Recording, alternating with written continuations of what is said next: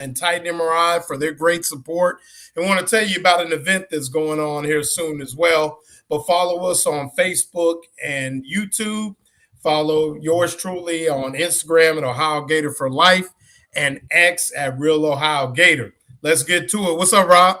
Hey, I am fired up about this stuff. It is heavy basketball season right now. Man, And I'm gonna tell you what, Brendan is always, every day we do these shows and all, and you know it too, giving me great information. I didn't realize how big Instagram is. And you talked about your Instagram handle and Facebook. Facebook dwarfs X and these other ones. I didn't realize that, but man, just fired up being on here with you because I know how much you love tournament time. I know why the Gators don't play till Monday. No, I'm kidding. Till Friday. The double bye. I mean, hell of a year, man. And I'm about ready to pick them to win it all again. I got to look at a couple of numbers. I'm gonna get with Bar 2, but they may be better than last year. Yeah, oh yeah, no doubt. I mean, it's definitely coming along. The SEC basketball tournament gets started tomorrow. Got some big games tomorrow. Got Kentucky versus LSU, Mississippi State versus Auburn, Ole Miss and Texas, and rounded out with South Carolina and Oklahoma. I know you're going to be watching that tournament, Rob, for sure. Now, I will, but golly, I'm more critical of some schools than I am others. Auburn has no business. They're not going to the tournament. But I think the league this year, Stephen Pearl, Todd Golden, A+. And we were talking to you before the show. I just think it's a big story going in. He's coach of the year. Yeah. Do you like tournaments? Do I like tournaments? Yeah. I mean, the basketball tournament. If you're Todd Golden, would you be? Oh, yeah. Yeah. I think if you look at last year, it was an opportunity for them to fine tune kind of what they were doing. And I think the way they put foot in people that last week and, that Friday, Saturday, Sunday coming through the double bye, I thought it was a real key to them. And I remember Patrick Young saying, it's part of the process when you're going through things. And I think that it was an opportunity for the Florida Gators to really hone their skills. And by the time they made that run, those comeback, the big win knocking off the defending champs in UConn, and then the big Elite Eight game, and then the Final Four. I think that tournament run with some of the best teams, at least last year in the country, in Tennessee and Alabama and Auburn, knocking those folks off and then going on to the Final Four. I think that was a big deal for them. So, yeah, I like the conference tournaments. And I think it starts the madness. It's the Cinderella of somebody getting hot and then playing their way into the tournament. Well, last year, 2 big games for Florida with the road win at Auburn, but the down 26 took a 1-point lead at Georgia, still lost by 1 or 2 points. That's when I was like, more than that earlier win at Auburn, I was like, they're going to win it all because they don't take nights off. And that's why I was asking you about, do you like the tournament? I mean, I tell my guys, you're representing that Gator brand and people are paying money to see you. End of discussion. Give 110% or go find some other school. Oh yeah, I think they will too. I think that this is a team, and you know me as well as I do. A lot of people talk about, well, this is the a good loss for them, or don't worry about it. It's just in the tournament. They're going to get in. Well, you look at a team like now, you look at the men's basketball team, they're looking at a number 1 seed right now, ranked 4th in the country, resounding, top 5 team, if not one of the best teams in the country. And like I said, you just go out to win it all now. I think they should be in the mode of it's 9-0 now. I mean, that's kind of the way I'm looking is you get that, get the double bye, get that win, get the win on Saturday, and then go on to Sunday, take care of business, and then you're really in the money game. So I think that's I think if you look at last year and the way things ironed out, I don't think Florida basketball would have it any other way. Obviously, it could be some bumps in the road, but if they were able to go through the tournament undefeated and then going into the NCAA tournament on a high note, I think they'd be in really good shape, mentally and physically. Yeah, I got to look at the shooting percentages. Duke, John Shire, year 4 at Duke, got I to the think final. so. Yeah. Amazing team. UConn, Hurley, back again. Last year when they got into the tournament, when the Gators played them, that was a hell of a game. It Oh was yeah. they weren't gonna. They've got that UConn branding matter. Great second round game for sure. Oh my God. Yeah. Yeah. So you think about Houston. You think about Arizona, Tommy Lloyd, and you think about coaches, and Tommy Lloyd has not been a head coach that long, but look at all the great coaches: Kelvin Sampson, Rick Barnes. Okay, and we know Dusty May, what he's done at Florida Atlantic. He's doing it at Michigan, but none of these guys have won the national championship yet, and it's been 2003 since Rick Barnes was there in the Final Four at Texas. Name me the surprise in this whole thing. Does Bill Self pull it off this year? No. That's why I'm asking. I think it's no. I think it's. I think you're looking at the top 4 to 5 teams in the country. I think you're looking at them right there. I don't think. I think I like everybody from Arizona to I'm Texas Tech guy, Iowa State, UConn. Yeah, I'm gonna lean on those, and obviously throw Florida in there, of course.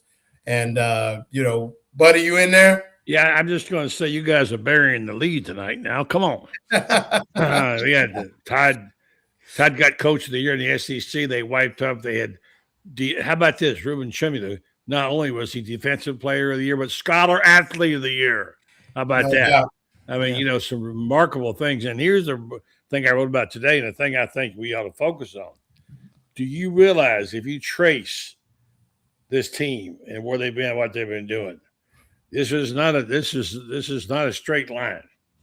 Looks like an EKG. And let me finish. Think about this. On January the 5th, they were unranked. Unranked. How many people raise your hand if you had them then when they were unranked? Now they're one of the 4 number 1 seeds. Great. Well, I'm on your show twice a week, and I told them everything would be okay. I understand, but I'm not talking about you. But I don't think any of us could say that we had conviction they'd be one of the 4 seeds when they were unranked. Right. But it's really a path, I think, that's productive because this time of year you got to be ready for anything and everything. And certainly we had that this year. And that's one more thing I'll get out of your way. Go ahead. I was going to bring you in. I think that and I think between yourself, me, and Rob, I think we talked about, it's a long season, man.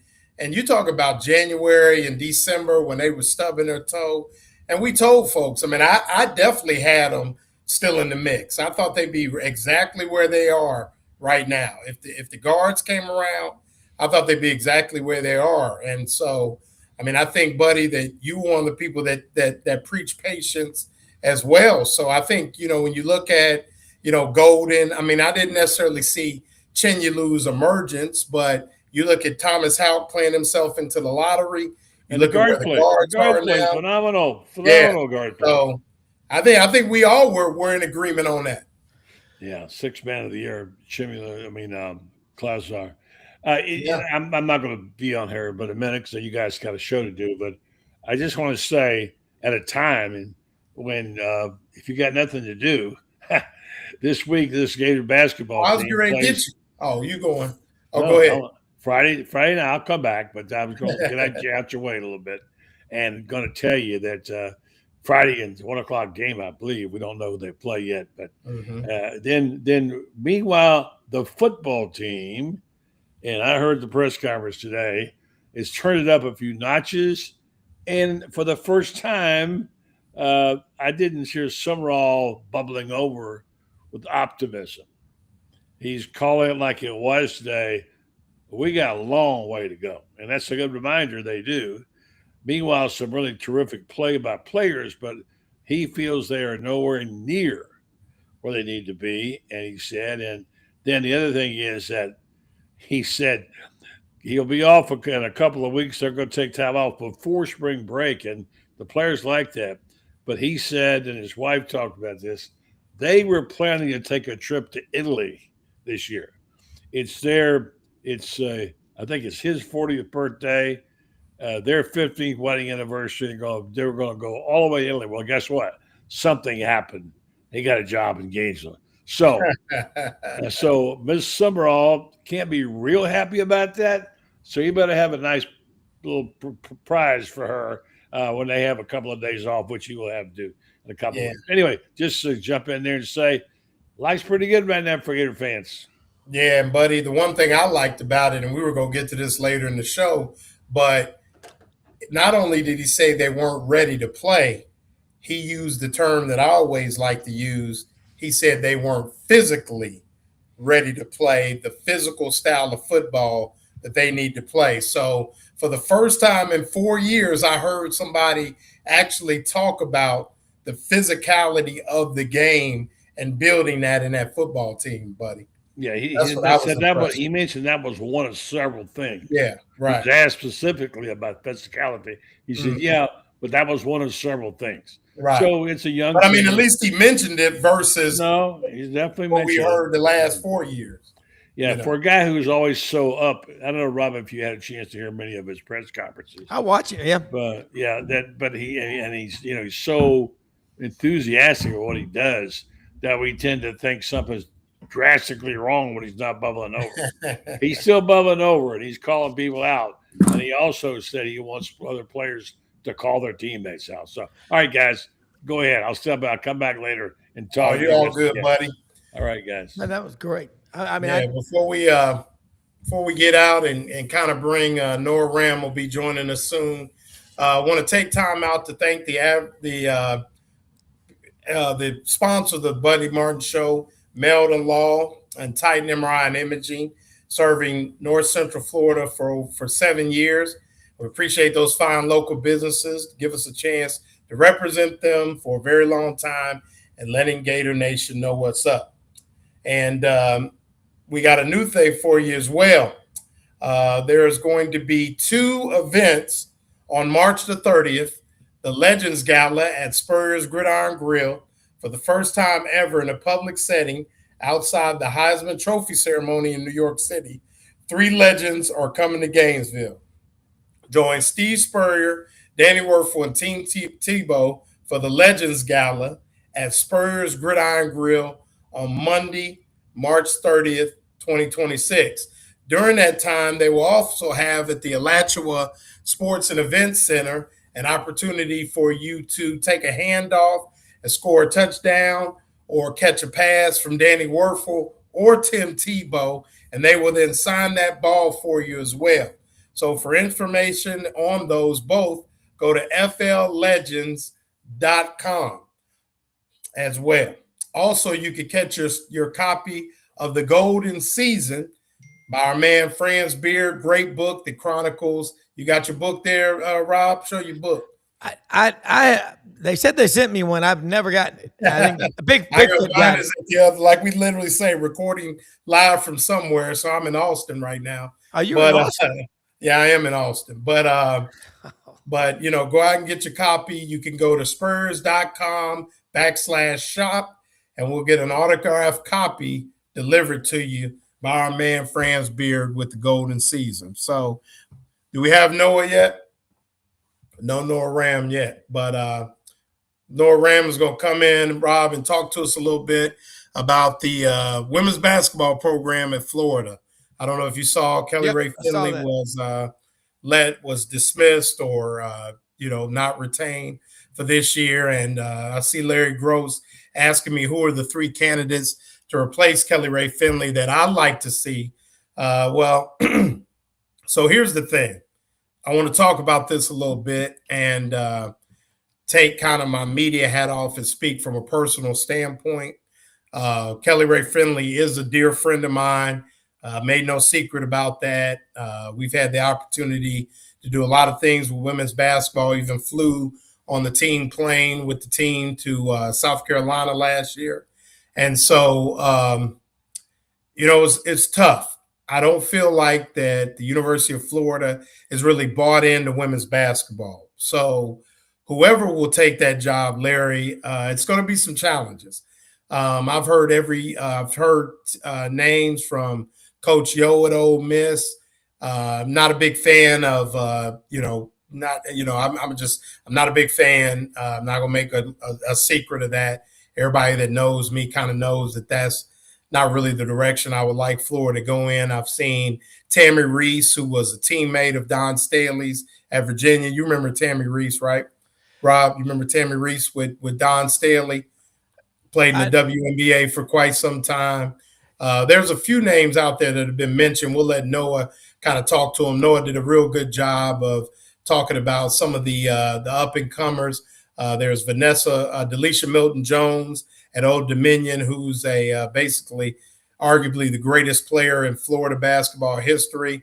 Vanessa Blair Lewis at George Mason, who has done a nice job, made the tournament last year with George Mason. So some names out there. I mean, there's a couple people that I happen to know personally. I don't want to necessarily put it out there, but yeah, like Brent English said, 16th out of 16 in NIL and women's basketball for the SEC. And Rob, I think it's just a cautionary tale of, and you know this, Florida was late to the NIL party on everything, but they've really been late to the NIL party on what is the top women's sport in the entire country. And while everybody's investing, Florida has made it clear that they're not going to make the investment in women's basketball like they need to. And unfortunately, and to Kelly's defense, when she won the 20 games and made the NCAA tournament, it was a different time. And if it was still in that time, I firmly believe we wouldn't be having this conversation, Rob. But the changing landscape has put this thing in a different stratosphere. And, excuse me, and Florida just seems slow to come to the party. Well, they didn't get the invitation, but they're not the only school. I mean, look, there's really going to be 4, unless things change in a big way, a drastic change. You can't make people put money into things they don't care about. If it's an image problem, the WNBA, whatever they got to do, they're not doing it. So, I mean, they're not annuitizing the sport, and it sucks because, you've got 21 or 23 sports at Florida. If you're not committed to them, don't have them. And because of money and NIL, I bet you 80% or more goes to football. It's what pays for everything else. So you've got LSU in Texas and South Carolina and Tennessee women's basketball. And Tennessee women's basketball is really struggling. I just look at it to where you could see a scenario in 3 or 4 years when we have 60% fewer sports across the board for men and women. I mean, wrestling was big in the SEC until the early 80s, and everybody started dropping it because of Title IX. Right. But men's wrestling was big. I'm not talking wrestling with an A, I'm talking wrestling. But if you're going to have the sports, damn it, you ought to be able to fund them. And it doesn't matter if they brought in Don Staley, Kim Mulkey, whoever they brought in, the ghost of Pat Summitt. You're not going to win if you don't have players. And the players follow the money trail. That's the hard part about it. But you get Gator football going again. That's the dinner bell. Then people start giving to other sports. But if you don't get the football program rolling again, and Florida's been in timeout the last 4 or 5 years, that makes it so tough to compete.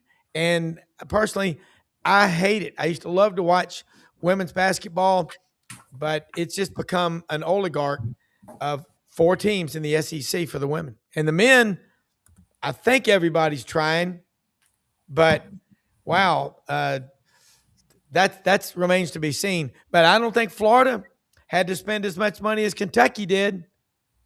But give Todd Golden. Right. You know why he's coach of the year? Because he took all those guys and got them to play as hard without the ball in their hands as they do with the ball in their hands. And that's why you're coach of the year in the SEC. Well, it's funny too, Rob. You talk about, you look at somebody like Kelly Ray Finley, who didn't get the job in a ceremonious way. She kind of took over in a heap of controversy and things like that. And to just steady this group to respectability. They were going to have 5 McDonald's All-Americans on this basketball team with one of the youngest rosters in the country.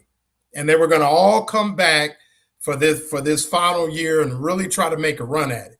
Now you're going to look at a total roster overhaul for a program that historically has struggled to win games. So there you are again in that situation, and it's like climbing uphill. I mean, I really want to dive into this. We're waiting on Noah Ram, but I mean, I know we got football and we talked a little basketball, but I want to really dive into this because if you look at the article that Kevin Brockaway wrote in the Gainesville Sun about the historical woes and things like that, I think it's worth, taking a little time. And, basketball is going to be there. They'll play Friday. We'll talk about it, but this is an opportunity to really take a look under the hood and see what's going on with some of these programs. Well, look, if you're the athletic director, your job is to do all the connections for every sport. You've got to go find the coaches. You got to be completely invested in their success, or you're going to be in charge of their failure. And right. I think, man, I know some athletic directors. You do too. And the really good ones know how to evaluate not just ball players. They know how to evaluate people. You got to be able to read the room, Loren. You walk into a sales conference. You can read the room. You can find out who's the decision maker at whatever doctor's office you're going into. We all know the gatekeepers up there at the front desk, send them flowers on their birthday, bring them candy, do stuff like that. And when you're trying to get that meeting, they'll go, that's that nice young man that sent me flowers on my birthday. I mean, but God, it is frustrating for the fans because you're going, we're supposed to look what students pay for tuition to go to the University of Florida out of state. Trust me, I know that out of state tuition is like, where's all that money going? There's a lot of waste. And if you went in there and you did it, I love to do forensic audits, okay, with all my stuff. When I do sit down with my tax man or poly lady, I want to know where every dollar that came out of my pocket goes. I'm going to track it down. You can find it. Well, what are you doing? How much money? 16th, that 16th in NIL. I don't know what the number is, but you got. From an expenditure standpoint, I mean, they don't spend as much as other teams, but the rub has always been that there's a loss there. You saw where it came out that South Carolina lost $800,000, but I think, and maybe I'm wrong, and you're a financial guy, you could tell me. The rub is that there's a give and take with that. Yeah, you lost it, but I went to Paris a couple of years ago for the South Carolina Notre Dame game. A lot of South Carolina T-shirts. The metro was full of South Carolina people. You selling, South Carolina notoriety is there. So you're doing, what effect does that have on female admissions at the University of South Carolina? Things like that. That would be my question, is what is the effect on that kind of thing with somebody like Don Staley being successful and making Don Staley can coach basketball, but there's been many a former player or Hall of Famer to go to schools, try to win, and not be able to get it done for a lot of different reasons. So you just can't take a Hall of Fame coach and put him there. And somebody mentioned Becky Hammond, and me and you, we're both Patriots as much as we can. I remember Becky Hammond having a tantrum when she didn't make the U.S. national team and went and became a Russian citizen and played for Russia.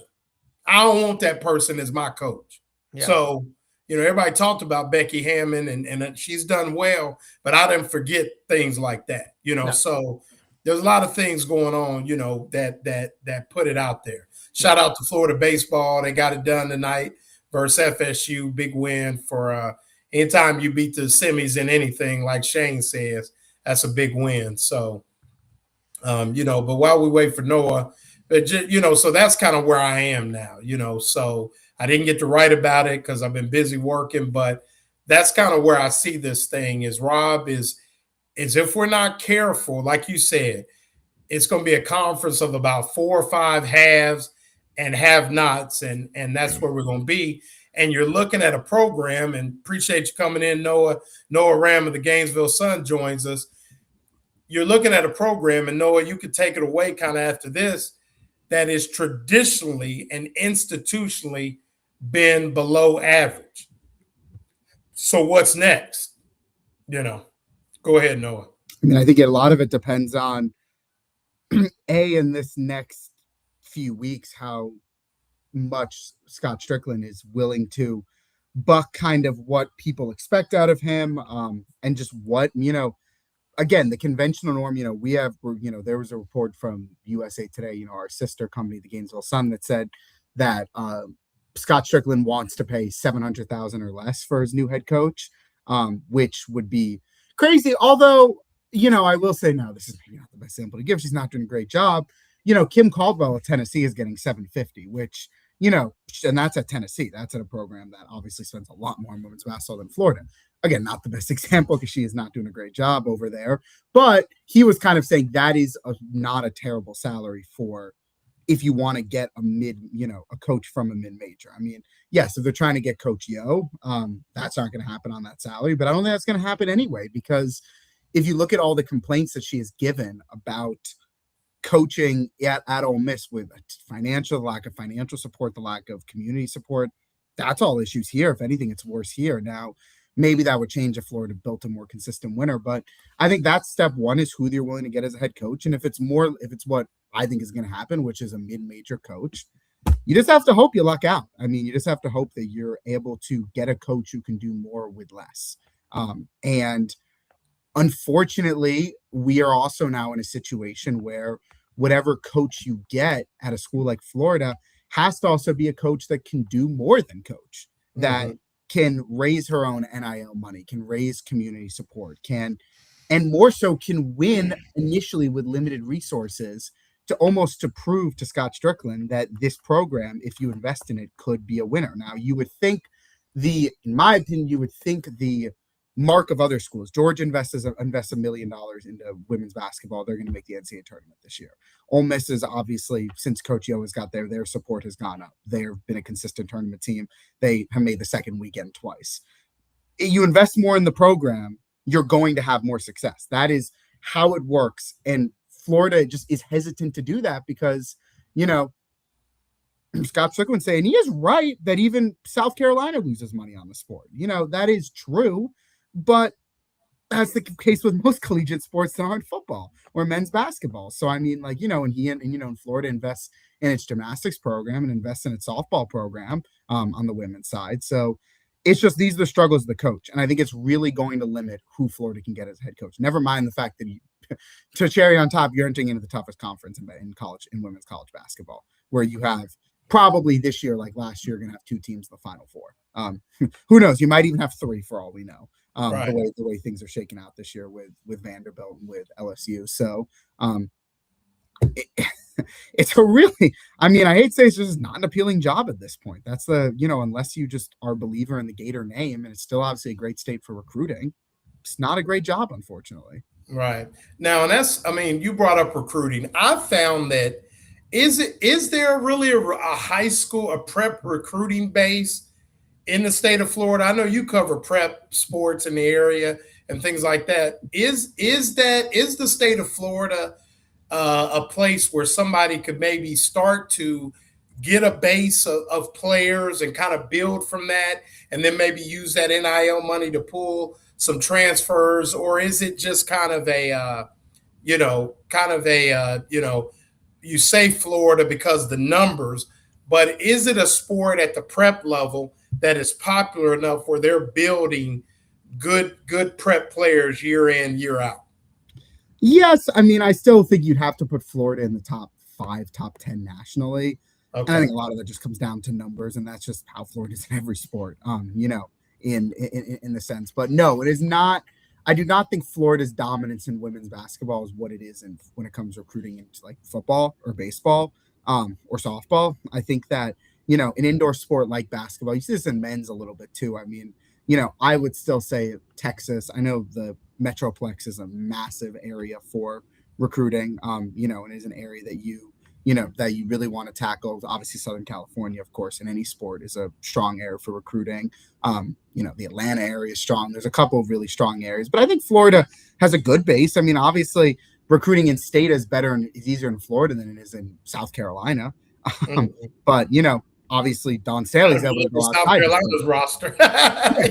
Don Staley obviously goes outside of the state. And the funny thing is, Florida's roster is mostly players this year outside of the state. I mean, there's players outside of the country. So, their roster this year. So, I think that helps. But again, I don't think it's the advantage in football. If football is the sport you want it, because Florida is such a good state for recruiting, and you have a roster over 100 players. So that is such a deep thing. In basketball, when it's only 15, state probably matters a little bit less. All right. Rob, can you win at Florida? You can, but Noah's right. Let's be honest. If I was the new women's basketball coach, you know who my first group I would speak to would be? I'd get my ass over to the College of Business MBA program, and I'd talk to those investment bankers and those private equity people, because I know people like that. They will back something either A, because they think if they don't think they can make 15, 20% ROI, they're not touching it. But let's be frank, they may want to have a loss. I don't know what the tax status is on money that you give to NIL. In every state might be different, but I'd go where the money is. You've got 500,000 living alumni at the University of Florida. And again, as an outsider, as an Auburn guy, I look at Florida, and if you're not winning in Florida in every sport, you either don't have the right coach or you're not committed to it, because when Florida gets committed to something, they can dominate. They can block out the sun for the rest of the conference. I don't want to hear about Texas and all their God bless America money. They've always had that money. 65% of the state oil and gas revenues go to Austin every year. 35% to Texas A&M. What's going to happen? What's holding back the other schools in Texas from a class action lawsuit, at least the state schools, and going and suing for part of that revenue? When are we going to have that battle? But yeah, you can win at Florida and anything. But again, just the market's not there. They got to do things to endear themselves to the fans, just like the football coaches do. I saw a picture. Brendan just sent it. Head ball coach at practice today with Jon Sumrall. Right. You embrace those former Gators, man. I'd go find those guys that played for Charlie Pell. I'd get Lomas Brown out there. I'd get Neil Anderson. I'd get Lorenzo Hampton. Bring them all back, man. But you just got to, if you're not committed, you're just wasting your time. And I mean, you got to be committed. If you want to be like Tennessee or LSU, they put a lot into it. You get what you put into it. Yeah, and I mean, Noah, you were there. I mean, you saw Kelly. We lose Loren? We lost Loren. No, don't know where he is. Here he is. Oh, there he is. You got me. I said Kelly, worked well with the media, was always endearing, come by practice, do all those things. You would see her out around town and things like that. But I mean, what went wrong? If we could take the picture off. I don't really know if anything went. Obviously, something went wrong. Yes, there's no disputing that. But I hesitate to blame her, or at least give because I've noticed there's been two camps of people, at least on social media, which of course is not always the best representation. Since the firing yesterday, which is you have some people that think the firing was justified because this is the University of Florida. If you can't win at the University of Florida, you don't deserve to be here. These people that just think the University of Florida, doesn't matter what it is in any sport, is the greatest thing since sliced bread and, can win in anything. And I don't think that's correct, because I think the people, at least the second camp, are the people who know the program is not well funded, who knows that the program, that the commitment to winning has not been there. And she has been dealt a terrible, she's been dealt a terrible deck of cards since the moment she became the head coach. She's taken over for a coach that ran a literal nightmare program. The worst kind of program you can run, somehow brings them to the tournament in their first year. And yes, did she struggle to keep some of those top players from that 2022 season when they made the tournament? Yes. But also, I don't think a lot of that's her fault. I think clearly she's someone who was very endearing to the players. And if anything, maybe that it was so far, maybe you could say it was a criticism. Was she hard enough on the players? I think she was. But clearly she was more of a player's coach and did try to appeal to these young women, and try to, relate to them in a way that maybe, a Kim Mulkey does not.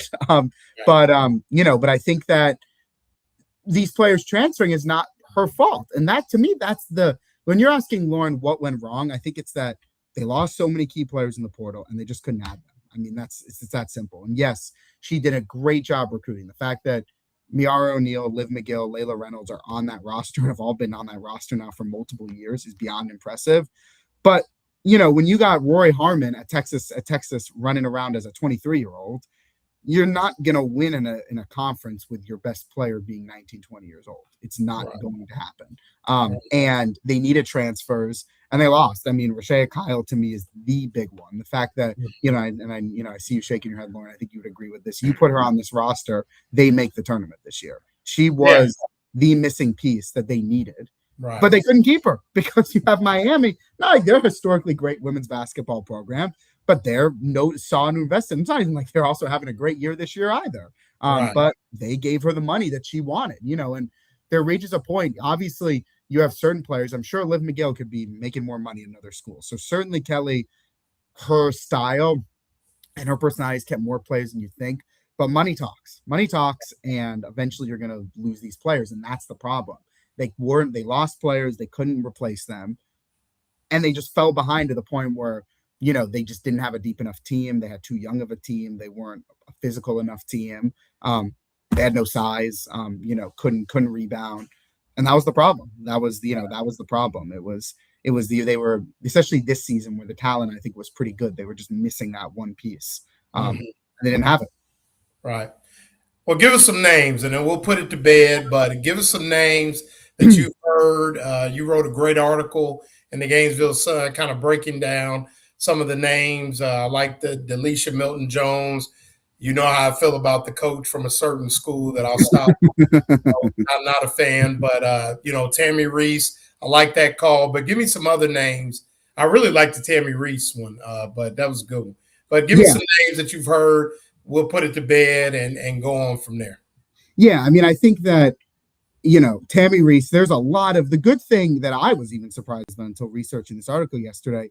There is a lot of great coaching talent, and the amount just in general, women's basketball in the A10, the Sun Belt, the American Conference USA, the Southland Conference, all of these mid-major conferences are great. I mean, I'm looking at, I pulled up my list here. I think I had 3 coaches in the A10. I mean, alone.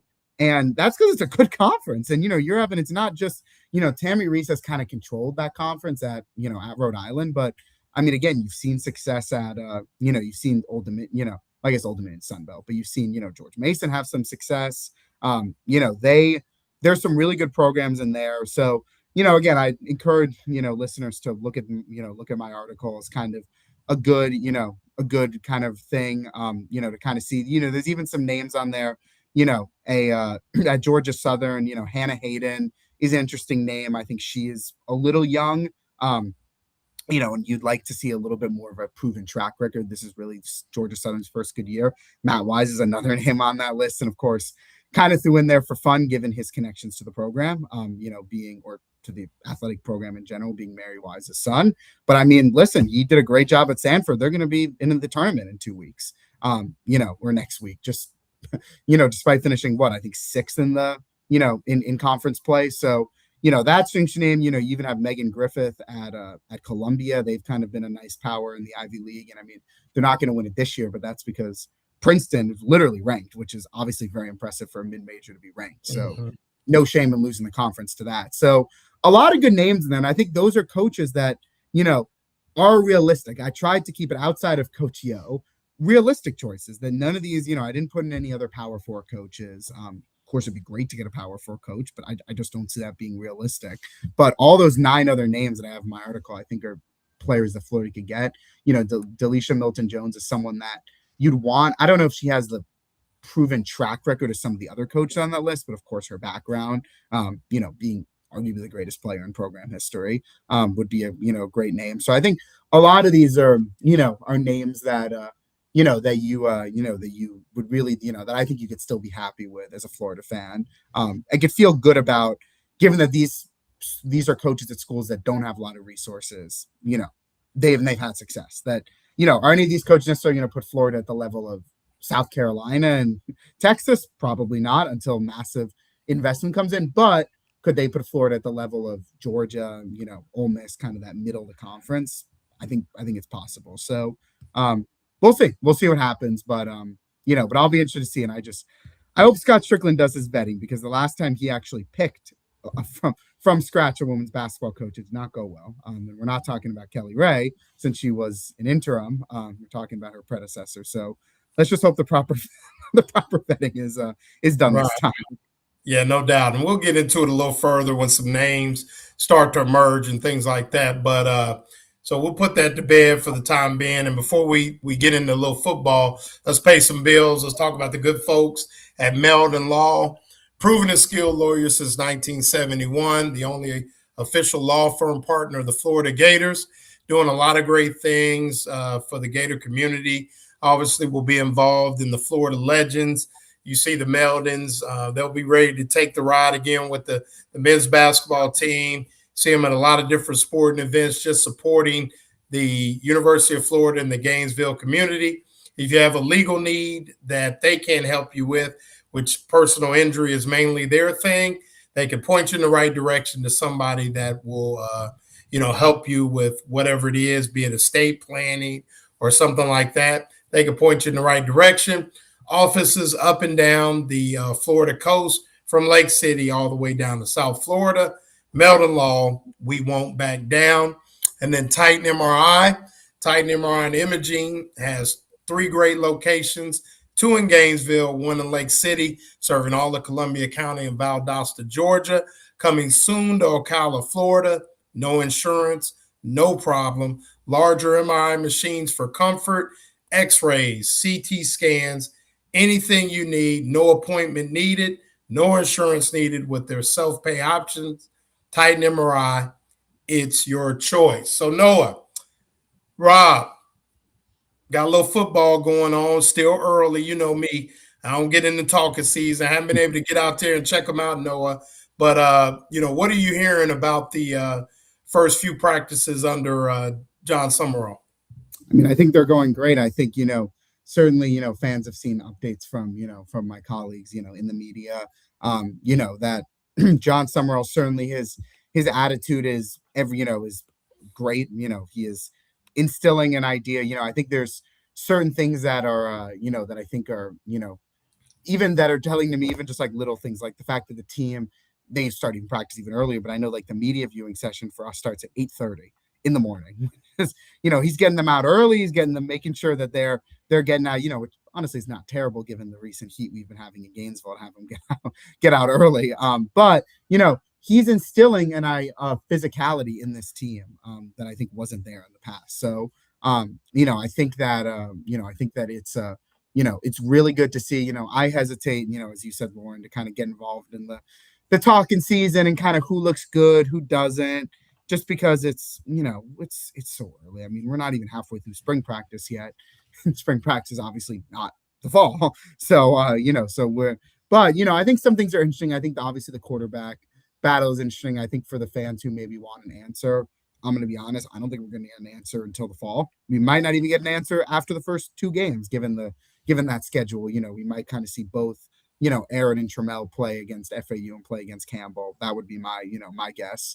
As Jon Sumrall and Buster Faulkner kind of think about which way they want to go with that position.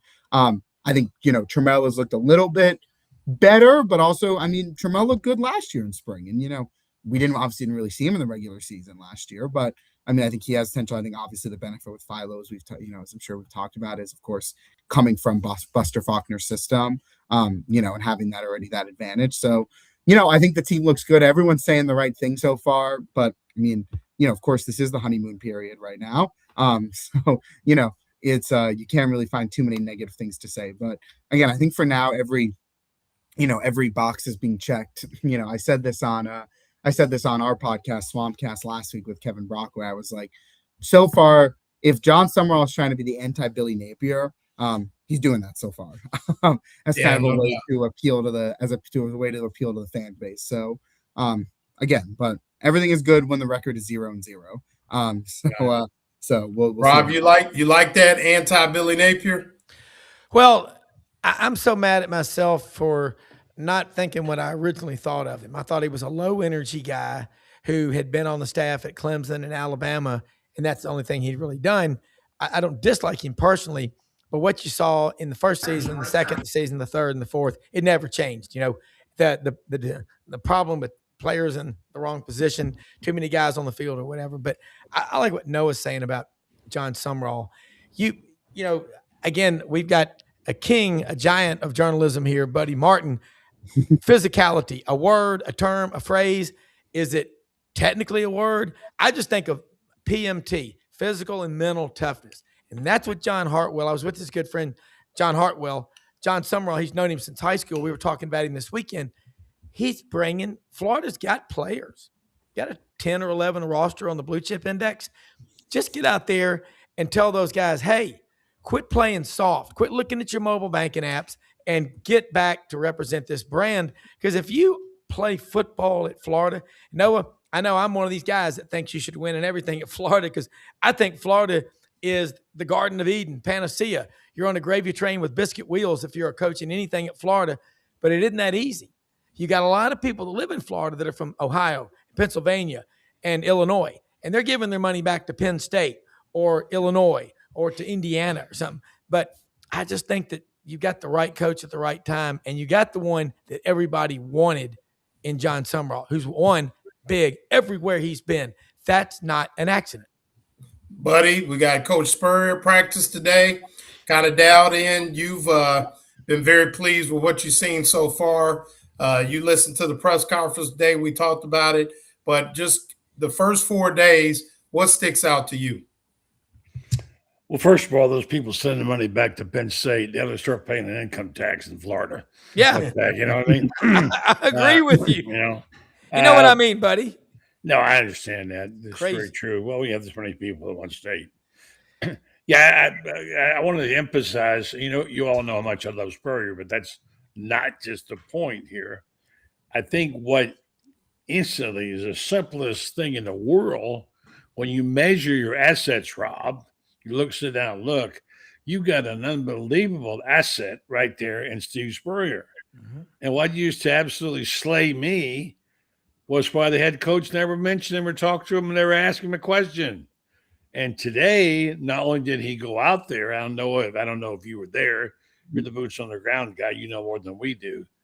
But when you heard Coach Sumrall talk about what an honor it was to have the great Steve Spurrier not only come out there, but talk to his team.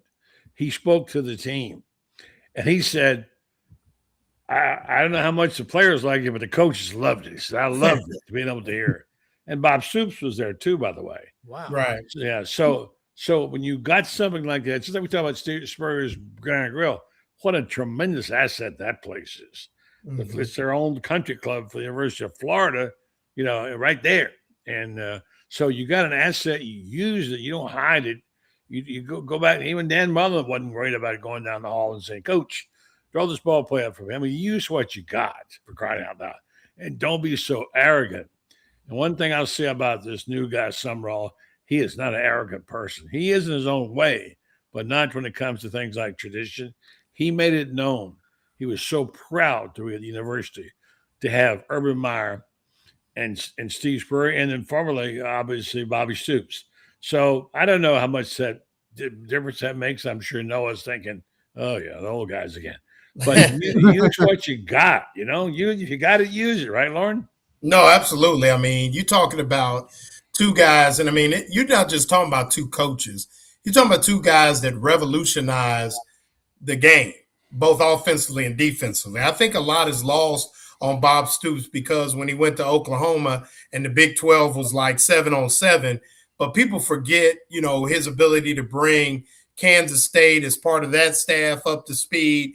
And then, buddy, you were there for the beat down in Nebraska and the way that defense looked the year after and taking care of business with Florida State. I think it's lost on people that really don't know football, the impact that Bob Stoops had on defense in college football as well. So I agree with you 100%. I think that if he doesn't do anything, win or lose, you got to give a man credit for, like you said, buddy, using what you got. You got a lot of heavy hitters at your disposal and the ability to run them out and be there and be the first coach in 4 years to show up at the Steve Spurrier First Year Coach Award, which baffled me. Hello. I mean, how hard is that, right? Yeah, that Napier never showed up. I mean, I could see the first year, but you can only not win the award one time. Otherwise, why wouldn't you come to that awards night? You got Cristobal and all the great coaches they had there, and not the Florida coach. I mean, right. So in your backyard, may as well go go just to get some insight from you got Kirby there's won national titles. Just well, you had Marcus Freeman there last year. You got guys that have played for titles, Sonny Dykes and the Jamie Chatwells, and I mean, you had all those folks, and Napier never showed up, but I digress. We got a long way to go, but I should be able to be in the house Thursday morning if I can make it back safely. So I'm looking forward to getting a look at the Sumrall Gators for the first time. But and I was just gonna say, going off what Buddy had just said, and I don't want to turn this into a bashing Billy Napier session, and just but I do think that there was an idea, and I don't think thought he was bigger than the brand. Of course not. But, this idea of a little bit of arrogance and a little bit of just thinking this is the way that I've gotten here. And I'm going to follow through with that, regardless of whether I'm coaching at Louisiana Lafayette or whether I'm coaching at Florida. And I think Jon Sumrall, understands that he's confident. He knows, every time he's talked and he's been, addressed about, brought, taught, been asked about this, he'll say he's a winner, and that he's won everywhere and that, he believes in his abilities. But he also understands that, he's walking into a program that has, 2 national championship winning coaches in Urban Meyer and Steve Spurrier, and he's not at that level yet. And, it's going to be a little while until he gets it to that level and understands, hey, I need to use this. These guys want to be involved in the program. Steve Spurrier, of course, his impact, and he's kind of catching Urban at a right time here where he's not going to interested in taking another job and wants to play a more active role in this program. And I think he'd be a fool to pass that up. And even again, just with going back to the to the dinner at Spurrier's, like, why you have this great situation here to coach at this legacy program. Why are you not taking advantage of this resource? And I think, Steve wants to come to practice. Why the hell would you say no to Steve coming? Send a limo for him. Yeah, right. I mean, he's obviously, fit. He's getting older, but mentally still, sharp as a tack. Like he still knows how to coach a football team. So so I just think this is, these are people you want, people you want involved in your program. And I think it's great that he's doing so. And, a little bit surprising because, again, this is not a Florida guy, not a guy who really had any connections to the program before getting this job. And I think it's great to see that immediately he's taken this on. This isn't even like when Dan Mullen came and Dan Mullen had been an assistant here and kind of understood things. Like, he's doing this from the beginning without having any experience at Florida. Right. No, he gets it for sure. And, we'll see how it turns out, but definitely looking forward to big things from him, buddy. What you got going on? Who we got on the show tomorrow night? Well, we'll have Kevin Brockway. We're going to have Ali Peak Wilbur, who's done a terrific job. Have our usual cast of characters there and talking about a variety of topics. You certainly cannot. You're going to talk to the guys in Nashville. We got a whole bunch of guys in Nashville, for crying out loud. It's going to be fun. I go back to one thing on the basketball. I'm getting out of the way because we're running out of time. I'm overwhelmed. Think about the start that they had. They were not only 5-4, but on the 5th of January in the AP poll, they were unranked. Now they're one of the top 4 seeds. That's phenomenal. Congratulations. It's really exciting to watch this team. It's a lot of fun to watch this team. I look forward to the SEC, but I really look forward to next week in Tampa where the game is going to be played there. So it's an exciting time. Football is going okay. Basketball is still on fire. No doubt. Noah, what you working on? I will be working on just continue to kind of keep an eye on the on women's sports on campus. Obviously the women's basketball coaching updates we talked about. Gymnastics is in their final regular season meet this week, coming off a huge win over LSU on Sunday. Best they've looked, all season, and really kind of showed the potential of this team, of just the fact that when they're at their best, they truly can be a real title contender this year, as they've been in years past. So keep an eye on that. Softball is now going to be into its second week of SEC play. Nice sweep for them over Missouri. Yeah, Tennessee coming to town, right? Tennessee coming to town next weekend, which will be a huge litmus test for this team, especially with Ava Brown's injury, of how strong they can be this season and whether they can contend with. There's kind of a top 4 in softball this year with Tennessee, Texas Tech, Texas, and Oklahoma. And Florida doesn't play the other 2 teams in the SEC in that group. So Tennessee will be the real test this year. So keeping an eye on that. And then, of course, men's basketball, obviously keeping an eye on that. And yeah, going off what you said before, buddy, makes Todd Golden more than deserving of SEC Coach of the Year. Could have made an argument. Obviously, could have won it last year. But I think this year, what he went through, yes, they are the defending national champions, but 2 out of 5 starters, not only new starters, but completely new to the program entirely. Really 3 out of 5 because Hauck wasn't a starter last year. So, just really beyond remarkable what they've done. And, again, defensively, I think they're a better team than they were last year at heading into the tournament. Of course, the backcourt is not what they are. You do not have Walter Clayton this year. So that does not bad, though. They're not bad. They're pretty good. No, but they're pretty good. And, the fact that they're going to be a number 1 seed, we'll see what happens in the conference tournament. But, on paper, they shouldn't, not saying they shouldn't have any problems with it, but they are the overwhelming favorites in the SEC tournament this weekend. So fun stuff ahead. Rob, who you got on tomorrow? And we're going to be all over this basketball race. We got Dudley Dawson inside Arkansas, Vince Ferrara, Sports Animal up in Knoxville. Both those teams will be in the tournament. Chris Lee, Southeastern 16 in Nashville. We'll go all over the 16. And Jason Caldwell, Auburn undercover. And Brendan be back in there with us, making the magic happen. So I love that. Great discussion tonight, man. I love this. I just think the Gators – it's paradise down there because it's Florida. I guess I'm a little bit crazy. Come on. All right. Well, we appreciate it. Appreciate everybody joining us on this edition of the Lowdown with Loren Meadows. Special thanks to my man, Buddy Martin, for filling in for us, getting us started, always there, ready to roll. Got the man out his nap to get on the show. So definitely great to have him. I'm here in Austin, Texas, but next week I'll be back in Gainesville. Doing what, Rob? Broadcasting live from somewhere. There we go. Hit that theme music. See you guys later.